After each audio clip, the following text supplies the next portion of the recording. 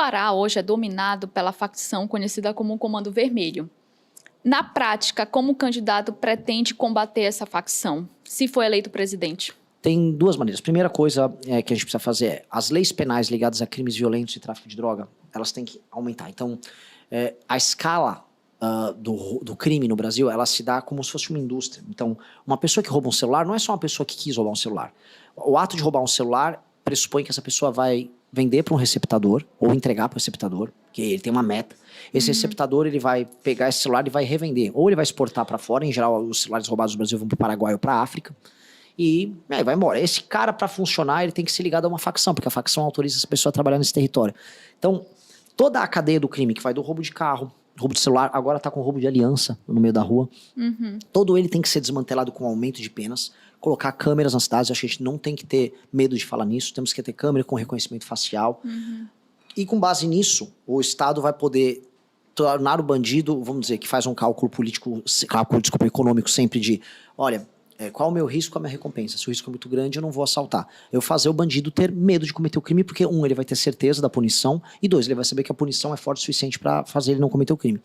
E o outro elemento é o combate específico à facção. Então, eu ataco o modelo de negócios do Comando Vermelho, né? Eu tô fazendo um recorte do Comando Vermelho porque o PCC é um pouco diferente. Envolve mais COAF, mais Polícia Federal, portos e fronteiras. E aí a segunda parte é a recuperação de territórios. Tem territórios inteiros, bairros, cidades, não só aqui no Pará. O Pará não está tão grave, por exemplo, quanto o Ceará, ainda que você já esteja como vermelho aqui. Em que você vai precisar retomar cidades inteiras. E aí você vai ter uma legislação especial para o faccionado, que é inspirado no direito penal do inimigo, que é a ideia de ter uma lei muito mais dura e muito mais veloz para um membro da facção, de modo ao que o governo e as forças de segurança, não só federais, mas estaduais, possam agir rápido para destruir a facção. Candidato, a primeira pergunta é: se você assumir a presidência em janeiro de 2027, qual é a primeira obra ou medida concreta que Belém vai enxergar nos seus primeiros 100 dias de governo? Olha, o que Belém especificamente vai enxergar, eu acho que é o combate ao crime. Eu acho que é um trabalho muito duro que nós vamos fazer na área de destruição, do desmantelamento e destruição das facções criminosas. Hoje mesmo eu gravei na favela do Jurunas. Ali, Jurunas, sim. Ali tinha já marcações do Comando Vermelho.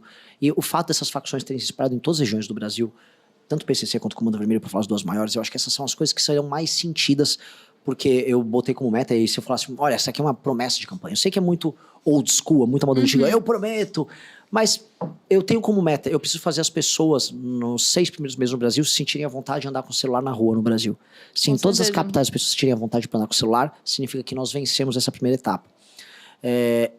Agora, do ponto de, se não falar dos 6 primeiros meses, mas eu falar até o fim do primeiro mandato, algo que Belém vai sentir muito, até porque Belém tem muita presença disso, é o processo de urbanização e desfavelização das cidades. Infelizmente, tem muitas pessoas morando em situação precária aqui, e eu acho que a gente vai criar um marco regulatório para permitir um investimento maciço em urbanização. E nós precisamos criar bairros funcionais, limpos, que tratem as pessoas com dignidade, porque isso tem um impacto em todas as áreas. É uma questão transversal, que você resolve a habitação, resolve moradia, cria bairros para as pessoas, você diminui coisas que vão, como gravidez da adolescência, até desempenho escolar, índice PISA, vou botar SAEB, DEB, diminuir o cometimento de crimes, você consegue manter as ruas mais seguras, diminuir crimes contra a mulher. Isso tem um efeito que é sensacional, que ele é um efeito de tratar as pessoas como gente. Eu acho que o problema da favela e o problema da urbanização brasileira é um problema que nunca foi devidamente tratado. Esse é um tema que nós trataríamos com muita ênfase nos 4 primeiros anos. O Pará hoje é dominado pela facção conhecida como Comando Vermelho. Na prática, como o candidato pretende combater essa facção, se for eleito presidente? Tem duas maneiras. A primeira coisa que a gente precisa fazer é as leis penais ligadas a crimes violentos e tráfico de droga, elas têm que aumentar. Então, a escala do crime no Brasil, ela se dá como se fosse uma indústria. Então, uma pessoa que rouba um celular não é só uma pessoa que quis roubar um celular. O ato de roubar um celular pressupõe que essa pessoa vai vender para um receptador ou entregar para o receptador, que ele tem uma meta. Esse receptador, ele vai pegar esse celular e vai revender. Ou ele vai exportar para fora, em geral os celulares roubados do Brasil vão para o Paraguai ou para a África, e vai embora. Esse cara, para funcionar, ele tem que ser ligado a uma facção, porque a facção autoriza essa pessoa a trabalhar nesse território. Então, toda a cadeia do crime, que vai do roubo de carro, roubo de celular, agora está com roubo de aliança no meio da rua. Todo ele tem que ser desmantelado com aumento de penas, colocar câmeras nas cidades. Eu acho que a gente não tem que ter medo de falar nisso, temos que ter câmera com reconhecimento facial. E com base nisso, o Estado vai poder tornar o bandido, vamos dizer, que faz um cálculo político, desculpa, econômico sempre de, olha, qual é o meu risco, a minha recompensa? Se o risco é muito grande, eu não vou assaltar. Eu fazer o bandido ter medo de cometer o crime, porque ele vai ter certeza da punição, e 2, ele vai saber que a punição é forte o suficiente para fazer ele não cometer o crime. E o outro elemento é o combate específico à facção. Então, eu ataco o modelo de negócios do Comando Vermelho, né? Eu estou fazendo um recorte do Comando Vermelho porque o PCC é um pouco diferente. Envolve mais COAF, mais Polícia Federal, portos e fronteiras. E aí a segunda parte é a recuperação de territórios. Tem territórios inteiros, bairros, cidades, não só aqui no Pará. O Pará não está tão grave, por exemplo, quanto o Ceará, ainda que você já esteja como vermelho aqui. Em que você vai precisar retomar cidades inteiras. E aí você vai ter uma legislação especial para o faccionado, que é inspirado no direito penal do inimigo, que é a ideia de ter uma lei muito mais dura e muito mais veloz para um membro da facção, de modo ao que o governo e as forças de segurança, não só federais, mas estaduais, possam agir rápido para destruir a facção. A ideia de facção tem que ser destruída. A gente tem que tirar do imaginário brasileiro a ideia de facção criminosa. E isso é um trabalho que o governo federal vai precisar articular, muito. Sem dúvida. O candidato é a favor de liberar imediatamente a exploração da margem equatorial ou considera que os riscos ambientais justificam esperar mais? Eu acho que tem que explorar, porque eu acho esse discurso muitas vezes esquizofrênico, porque, por exemplo, a Baía do Rio de Janeiro tem exploração de petróleo. Então como é que funciona? Lá poderia correr o risco de poluir, aqui na margem equatorial não? Eu acho isso uma besteira, eu acho que dá para fazer tudo com muito cuidado, respeitando normas que hoje são internacionais, e fazer isso e beneficiar a região. Há um problema aqui, que é uma região que tem muita riqueza. Muita riqueza natural. Estou falando de terra rara, minérios, de petróleo, as próprias riquezas da floresta. Até um dado histórico que é interessante.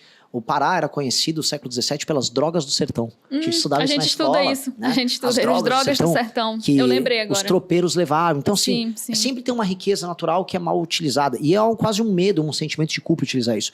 Eu sou um conservacionista. E eu acho que precisa conciliar. As duas coisas precisam ser conciliadas. Eu acho que nós temos que trabalhar os nossos parques nacionais para que eles sejam funcionais, proteger os biomas e, ao mesmo tempo, retirar o lucro válido que a gente precisa retirar desses recursos naturais. Eu acho um absurdo que a gente veja a Guiana explorando a mesma bacia, como se estivessem de canudinho, levando todo aquele petróleo, e a gente olhando, já eles levam tudo, e a gente fica... Né?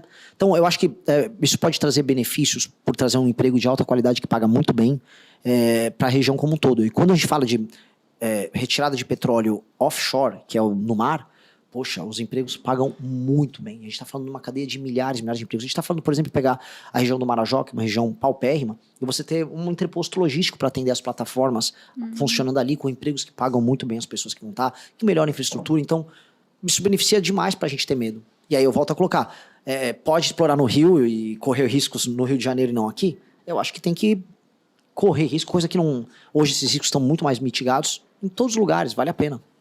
O candidato manteria o Bolsa Família exatamente como é hoje ou faria cortes ou mudanças profundas? Eu não digo profundas, eu faria muitas mudanças.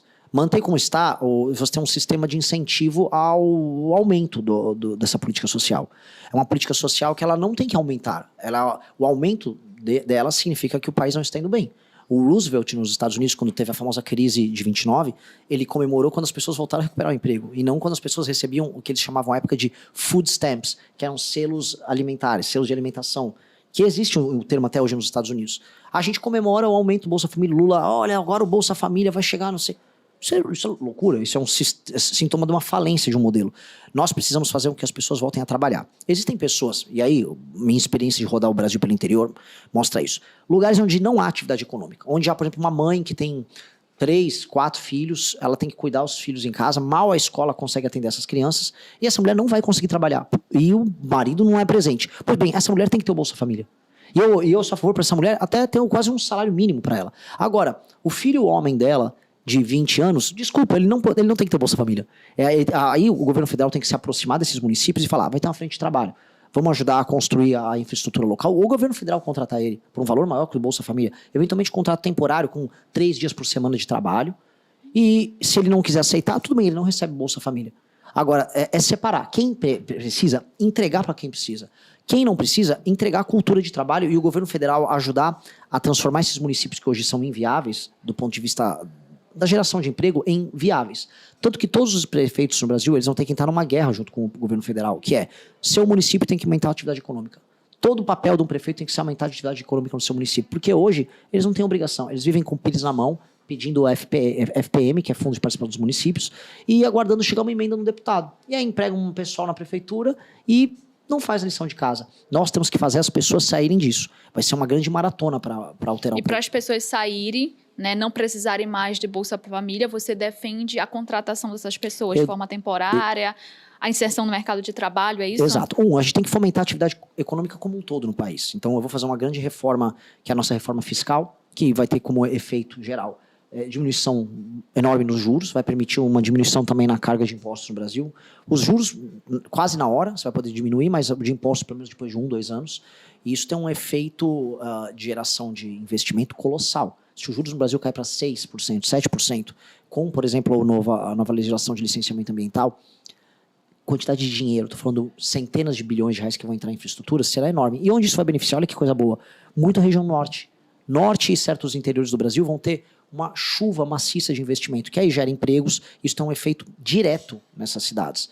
E aí, para a cidade pequena, eu vou dar um exemplo, cidade em que mais de 40% dos domicílios estão no Bolsa Família e não há atividade econômica, aí o Estado entra. Porque essas cidades, em geral, você não consegue conectar os moradores da área mais rural da cidade com a capital, com o centro da cidade. E aí, às vezes uma via, que é uma via de terra que está bloqueada, às vezes é energia elétrica que você precisa levar, às vezes são pontos de internet. Então vamos chamar a população para participar dessas obras, especialmente os homens.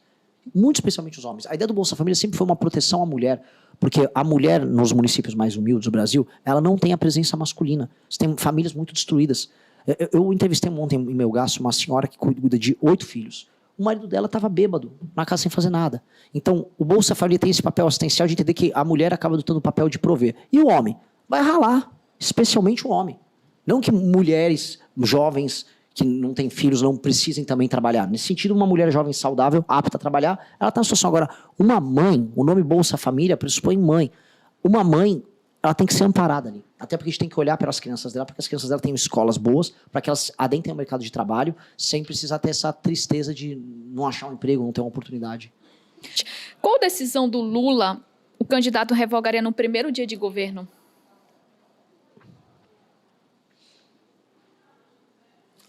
Tem que ver as decisões que vieram por decreto. Alguns decretos na área tributária, decretos envolvendo taxações das mais diversas. Talvez alguns mini... algo que não é um decreto que revogaria, mas uma mudança, uma reorientação na política externa, com certeza. Essas são as primeiras coisas que assim, daria para a gente trabalhar. Existem também alguns decretos e regulamentações de áreas específicas que são portarias de ministérios, que a gente poderia mexer, por exemplo, na área fundiária, porque está tendo muita guerra fundiária, muitas questões que impedem, vamos dizer, que o agricultor consiga trabalhar, que acho que dá para fazer sem ser projeto de lei. Entendo. Qual é a decisão que o candidato tomaria no primeiro dia de governo e que faria metade do Congresso ficar contra você? Olha, eu sou otimista com relação às medidas de combate ao crime organizado. Uhum. Agora, os de crime de colarinho branco, acho que mais da metade ficaria contra mim, porque vai precisar mexer nisso também. A gente precisa voltar com a prisão em segunda instância. A ideia de que, por exemplo, um político investigado, ele, quando pego e tendo uma prisão decretada já na segunda instância, ele vá para a cadeia. Porque hoje eles se valem, né, das 1000 instâncias, né? Aí ele vai para o STJ, depois ele vai para o STF, aí basta contratar um escritório de algum familiar do STF que ele misteriosamente escapa. Então, eu acho que eles não vão gostar desse projeto, mas é inevitável. O candidato defende a pena de morte e a prisão perpétua no Brasil? Em termos valorativos, eu acho que o Brasil precisa discutir ambos, só que não cabe essa discussão no modelo constitucional nosso, porque elas são cláusula pétrea. Então eu posso ser favorável quantas vezes eu quiser, mas simplesmente não dá. Agora, eu acho que, por exemplo, um estuprador em série, pedófilo em série, esse cara não precisa, nem deve voltar à sociedade. Eu não vou recuperar uma pessoa dessas. Eu não consigo imaginar que nós vamos recuperar uma pessoa dessas. Até porque a vítima nunca vai ser recuperada. Uma mulher que foi abusada, ela não vai se recuperar. E nesse caso, o senhor defenderia a prisão perpétua? Sim, mas mesmo isso, infelizmente, a nossa Constituição não permite, nem que eu altere ela, porque ela não é apenas um artigo, são cláusulas pétreas da Constituição. Aí eu tenho que fazer uma constituinte. Eu acho que o primeiro mandato não dá. O que eu posso é aumentar muito, muito as penas. Agora nós estamos tendo, assim, desculpa fazer, não é nenhuma mudança de assunto, mas isso aqui faz parte, é um alerta, porque agora querem acabar com os hospitais psiquiátricos no Brasil, aí vão soltar figuras como o maníaco do parque, né, que era um violador sexual em série. E, não, vamos soltar porque temos a luta antimanicomial. Essas pessoas têm que ficar presas para sempre. Porque os hospitais psiquiátricos, no fundo, você mantém preso de canibais a estupradores em série, a pedófilos que são doentes e que precisam ficar presos. E é uma discussão séria em soltar eles. Na verdade, o mais provável é que essas pessoas sejam soltas. Entendi. E a pena de morte? O candidato defende em quais circunstâncias? Apenas para crimes hediondos com violência extrema e que sejam inequívocos. Ou seja, que não há discussão mais sobre autoria. Por exemplo, é muito claro que esse sujeito cometeu um crime de pedofilia com 4, 5 crianças, matou elas. É inequívoco. Não há uma discussão mais sobre autoria. Há uma discussão sobre dosimetria da pena. Pois bem, tem que entrar na mesa a possibilidade de matar uma figura dessas. Entendi. Agora, são casos especialíssimos e sempre inequívocos. A partir do momento que não há mais nenhuma discussão sobre autoria. Porque, naturalmente, para as pessoas se torna um tema perigoso, e ainda mais num país em que a justiça sempre é instrumentalizada. Portanto, não é uma arma que tem que ser banalizada de maneira alguma. É uma ferramenta que tem para casos especialíssimos, quando não há mais absolutamente nenhuma discussão sobre autoria. Escala 6x1, favor ou contra? A escala em si ou o fim da escala? O fim da escala 6x1, eu não gosto do favor projeto, contra. é um projeto populista. Eu acho que nós teremos que ter uma liberalização do regime de trabalho, do mercado de trabalho brasileiro, e a gente percebe que a CLT no modelo atual já não funciona, quando a maior parte das empresas, especialmente na área de serviços, que quem mais contrata, é o setor que mais contrata no Brasil, já contrata as pessoas PJ. As MEIs saíram de 300 mil há 15 anos atrás, hoje você tem praticamente 20 milhões de pessoas trabalhando como MEI. Essas pessoas trabalhando como MEI não são MEI porque elas são microempreendedoras individuais, elas têm um emprego e esse é uma espécie de um cambalacho que contratante e contratado precisam fazer para que as pessoas possam trabalhar com segurança. Então, o modelo da CLT com a justiça trabalhista, com a altíssima litigância que a gente tem, não funciona. E o problema da escala 6x1, veja, ela é um problema muito urbano. É um problema, no fundo, que a gente fala sobre infraestrutura e logística.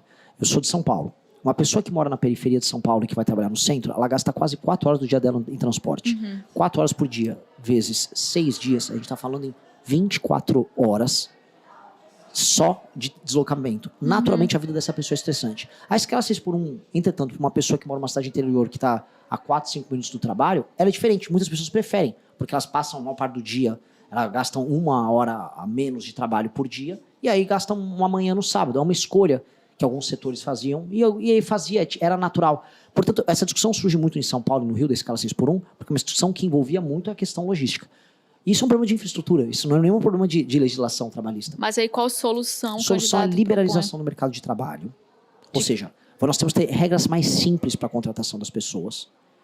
A justiça do trabalho sair e a gente entregar para a justiça civil as relações contratuais entre contratante e contratado, sem penalização mútua como acontece hoje. E, paralelo a isso, você diminuir a taxação que você tem na folha de pagamento. Ao fazer isso, você cria um parâmetro comum que permite que o Estado arrecade para o INSS, porque a gente tem uma questão previdenciária, que as pessoas dispõem disso, e, do outro lado, não seja punitivo contratar e formalizar as pessoas.